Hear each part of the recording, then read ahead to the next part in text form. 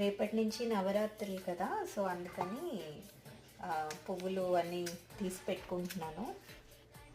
So ఇవి కొంచెం water జల్లి ఫ్రిడ్జ్లో పెట్టేస్తాను, పొద్దున్న పూజకి పనికి వస్తాయి కూడా. ఇది వచ్చింది, థ్యాంక్ యూ. సో ఈ దుర్గాదేవి విగ్రహం నేను ఇండియా నుంచి వచ్చేటప్పుడు చిన్నది తెచ్చుకున్నాను. లైట్లో ఎలా కనిపిస్తుందో తెలియదు నాకు. ఈ పళ్ళెని నాకు మా పెద్దత్తయ్య గారు ఇచ్చారు. నేను ఎప్పుడు పూజ చేసినా విగ్రహాలు దీని మీద పెట్టి పూజ చేసుకుంటాను.